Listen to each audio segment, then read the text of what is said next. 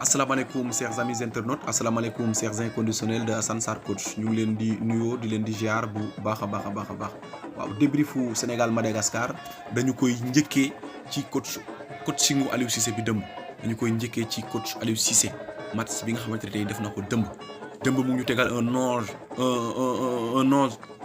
composé de Edouard Mendy bi nga xamante ne tey mu ngi woon ci but yi mu préféré ko par rapport ak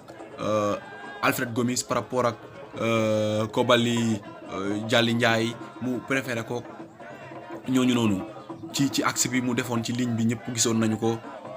Wagué Koulibaly Sané Sabali axe bi ci entre bi mu joué avec un milieu de terrain classique avec un 8 un 6 et un 10 ci kaw mu teg un attaquant ba nga xamante ne tey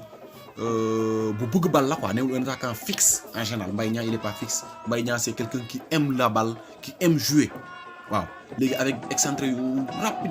rapide yu gaaw trop sax Sadio Mané Ismaïla Sarr waaw ci match bi nag dëmb coach Aliou Cissé c'est un nouveau classement la ñu gis Aliou Cissé ba mu nekkee entraîneur ba léegi les rares fois en match officiel yu mu joué système bi nii est-ce que bu fekkee am na sax je m'en rappelle pas waaw rare la Sénégal di jouer ak 10 rare la ko Sénégal di jouer en général bu doon jouer 4-2-4 lay jouer 4-2-4 lay jouer avec Sadio Mané muy rôder autour de l'attaquant en général wala Mbaye Niang di rôder autour de l'attaquant en général loolu match officiel yi nga xam ne Sénégal joué na ko un système bu similaire yi yëpp 4-2-4 lay xaw a saf waaw dëmb ñu gis ne compartiment du jeu yi yëpp boo seetloo da ko renforcer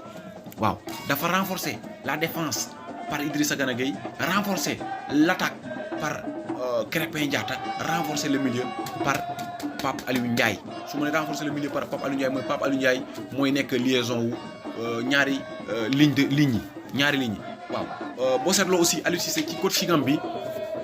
dafa laaj joueurs yi ñu gaaw maanaam ñu gaaw jëli bal bi ñu gaaw ci progression wu bal bi ñu gaaw ci circulation bal bi mu gaaw ci récupération bi aussi mu gaaw récupérer et faire la passe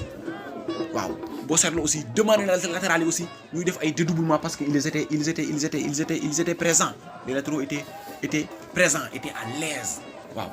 boo seetloo aussi Idrissa Gana Gueye am na beneen rôle boo xam ne dafa mel ni Aliou Cissé moo ko koy joué parce que Idrissa Gana Gueye il était plus qu'un milieu défensif hier Idrissa Gana Gueye bu ñu seetloo dëmb il était plus qu'un milieu défensif hier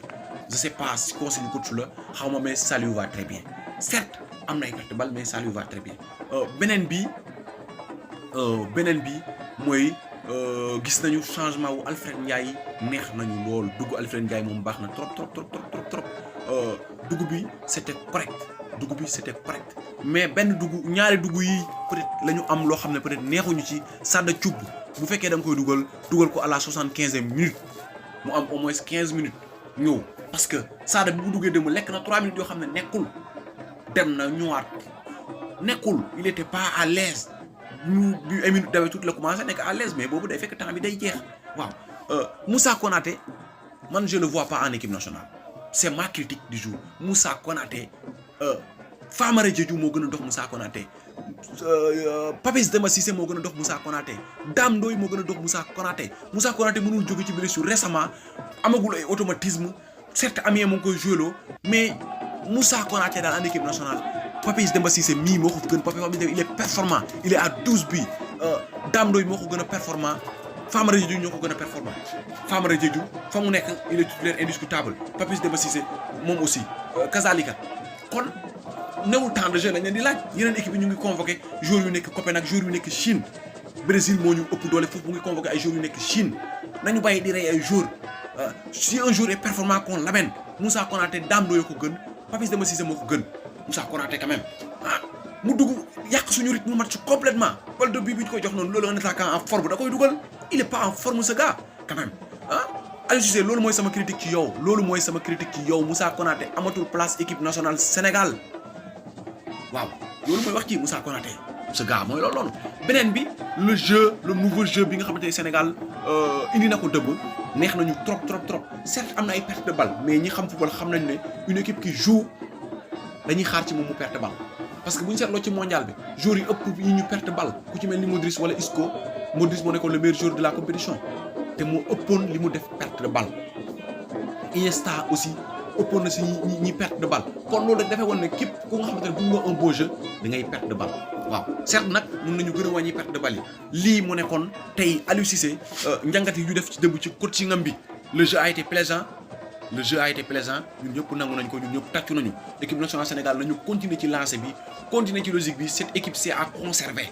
Sandy Ngom Krépin Diatta risque de jeu boobu noonu ñoom ñaar kese ñoo ko ci yor dañ leen a soxla en équipe nationale parce que on veut des pourvoyeurs de ballon Sadio Mané bi ñuy xaar tey Sadio Mané bi ñu bëgg tey équipe nationale joueur bu mel ni Krépin Diatta rek moo ko mën a wone certes Sadio Mané man bokkuma ci ñi wax ne Sadio Mané il est pas décisif en équipe nationale il est décisif en équipe nationale il est à 15 buts 10 passes décisives en équipe nationale il est à 15 buts 10 passes décisives en équipe nationale ñu xool temps bi mu fi def xool ñaata joueurs ñoo aw équipe nationale ñu leen di tudd ndax def nañ fi 10 passes décisives 15 buts pour war ne Sadio Mané il est performant bon côté googu du ma ci dugg Aliou Cissé moom moon vidéo bi nii wax naa ko waxati ko Moussa Konaté Abana doy na sëkk Moussa Konaté doyal nañ ci Moussa Konaté hasta luego les gars, c'était Assane Sarr Coach, votre serviteur, le serviteur du football. N'oubliez pas d'abonner et de cliquer sur la cloche de notification.